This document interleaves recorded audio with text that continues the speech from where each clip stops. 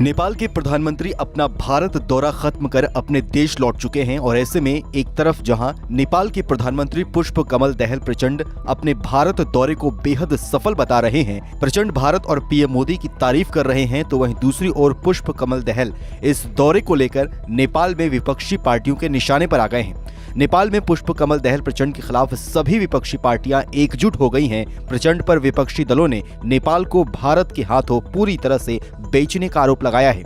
आपको बताएं तो बीते कुछ सालों में भारत और नेपाल के बीच रिश्तों में थोड़ी तल्खी देखने को मिली थी, लेकिन इस बार नेपाल के प्रधानमंत्री पुष्प कमल दहल प्रचंड ने भारत के साथ अपने रिश्ते पहले की तरह ठीक करने की कोशिश की है।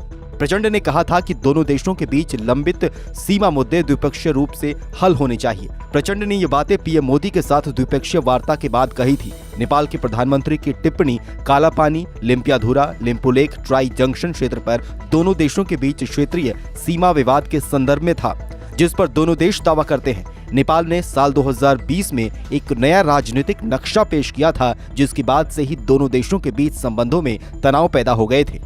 नेपाल के नक्शे में 3 भारतीय क्षेत्र लिम्पियाधुरा, कालापानी और लिपुलेख को नेपाल के हिस्से के रूप में दिखाया गया था।